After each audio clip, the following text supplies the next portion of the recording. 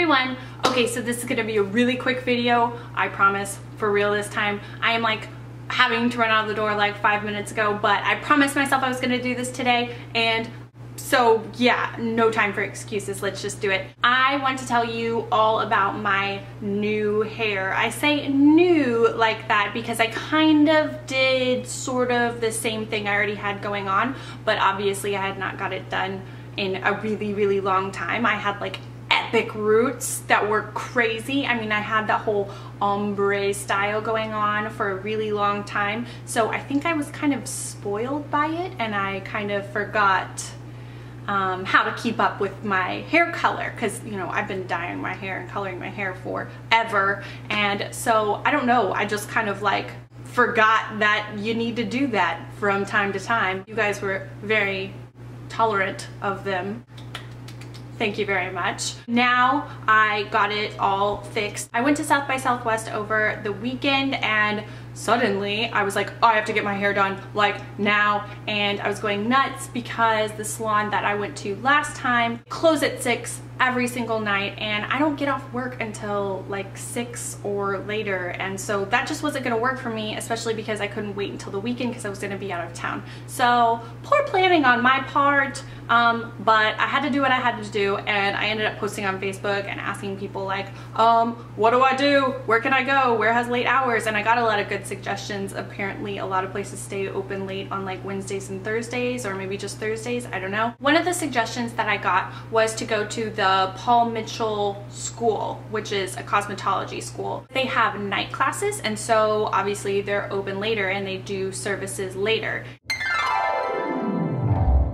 I did have some minor reservations. I posted about it on Twitter and stuff, and people were like, oh, tell us how it goes and everything. And I did hear one horror story, which was like so scary. But I kind of had a hookup because I know a guy that works there, and he was like, don't worry, I'm gonna get you with somebody that's like just about to graduate, and they're definitely gonna do a great job. You're definitely gonna love it. So I had a little bit of like extra confidence in the whole situation because, I mean, I don't know, they're like unlicensed, so you're kind of like, there's a lot of trust involved, but you know, I felt okay with it, and I'm a pretty trusting person with my hair. Anyway, I typically go into every appointment like this one being like, I don't really know what I want. I'm probably gonna like whatever you do. I really liked the girl that did my hair. Big shout out to Morgan, and shout out to Casey because she helped too. I really like my hair. I pretty much just got a trim. It's not that much shorter, but my ends were really dead, and I think really damaged because the whole ombre thing. Not very kind to your hair. But besides that, I had her kind of freshen up my layers. I'm not so sure you can see everything going on. I tried not to do much to my hair so you could see the way it actually is, I guess. She did freshen up my layers and kind of add more layers, and she called it round layers. I had actually never heard that term before. I usually hear like long layers. She said round, that's what I got. I don't exactly know what that means. If you know what that means, feel free to explain it down below. I'm always happy to learn from you guys, and I really like it. I think it's cool. It definitely works for me. I think probably my shortest piece is like not that short.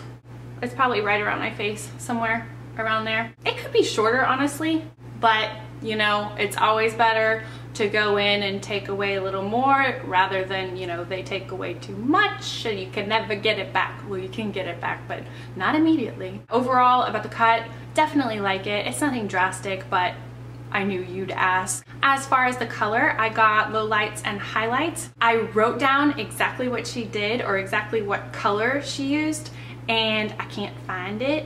Surprise, surprise, welcome to my life.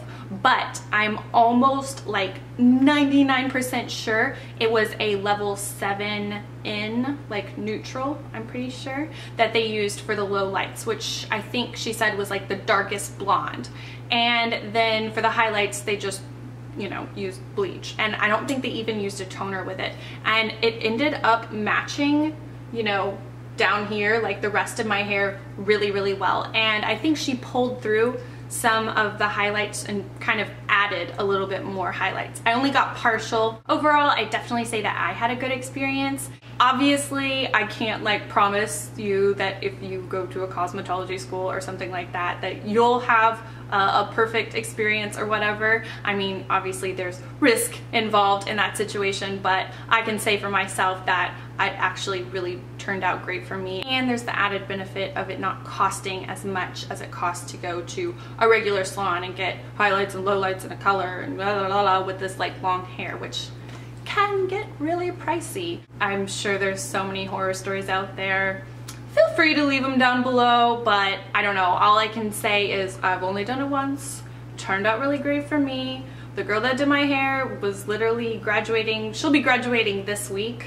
Woohoo! But yeah, definitely into it. I thought it was pretty fun because it's like all like young people around and everyone was really sweet. So I never would have thought of that. I don't know, like I guess other people think about going to cosmetology schools, but I have never thought that was a possibility in life. But my world has been opened up to a new level. While I was there, I got some new products and I've been getting into them, and I have two things that I really like already and I'm gonna show you. First off, I got a big teasing brush. I've only ever had teasing brushes that were like half the width of that. Like my hot pink one that I've used in like all my tutorials ever is like way skinnier than this. And I'm kind of really into this fat one. I think with the skinnier one, you get a more like compact tease, if that makes sense. I'm not really sure. But this is just nice for like just a bit of bump up. Like I don't have it super teased right now, and I used this today. And it also has the rat tail in, so you can part your hair really easily. Definitely a fan. Didn't even know Paul Mitchell made brushes, but kind of makes sense that they do. You don't know what you don't know. The other thing that I'm really getting into is this hairspray. I got a little baby size and it's the Awapui Wild Ginger Finishing Spray. I am in love with the Awapui ginger scent. I've tried it before. I used to go to like a Paul Mitchell salon, and so I remember the fragrance. You guys know I love ginger. The hairspray actually doesn't smell as strongly, but like the whole time I was there, I was just like loving it and enjoying the ginger smell so much. So yeah, big fan. And plus I really needed some hairspray, so it would kind of make sense that I was appreciating this. Alright, so I really gotta go. If you guys have any comments or questions or horror stories or whatever, comment down below. I'm always listening. And you can also hit me up on Facebook or Twitter or Instagram or Tumblr or whatever. It's LeighAnnSays absolutely everywhere. I'll put the links down below so you can find me really easily. And if you would, subscribe to my channel so you don't miss any future videos. I would really appreciate it. And as always, thank you so much for watching, and I'll see you guys next time. Bye everyone! So cheers to that. I don't really remember.